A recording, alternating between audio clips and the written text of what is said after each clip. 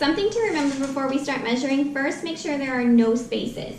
So if these are my crayons, they need to be right up next to each other when we're measuring. Another thing to remember is making sure that our crayons that we're using today are really close to the same size. Now I know we're using crayons and some might be shorter than others, that's okay, but anytime you're measuring with objects, make sure that those objects are really close to the same size.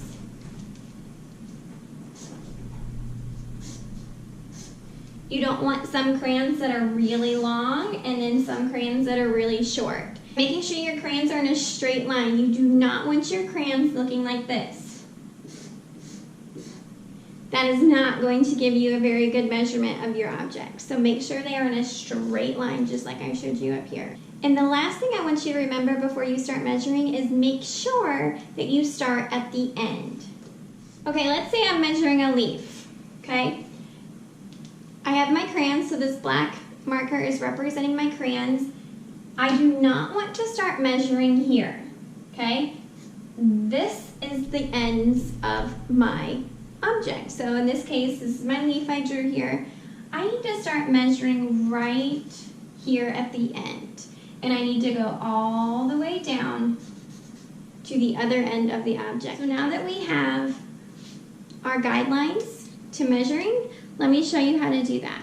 Okay, so I have a shell, another shell I found at the beach this weekend, and I'm going to take my crayons so you can see that I found crayons that are really close to the same size. And this was a new box of crayons, so I was able to find them all the same size. I'm going to take my crayons, I'm going to start at the end of the shell, and I'm going to measure. See how I'm not leaving any spaces?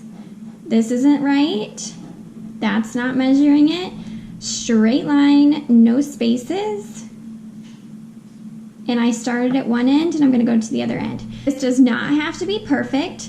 You can see that the shell is about 2 crayons long. Now I have my wooden spoon. So now I'm going to take my crayons again and I'm going to start at one end of my spoon. And I'm going to go all the way down to the next end. I'm going to leave no spaces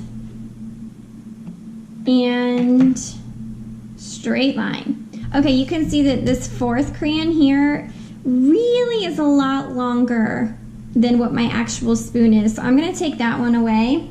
And I'm going to say that my wooden spoon is about 3 crayons long. And the last thing I'm going to measure is my loaf of bread. So I'm going to start at the one end and I'm going to go all the way down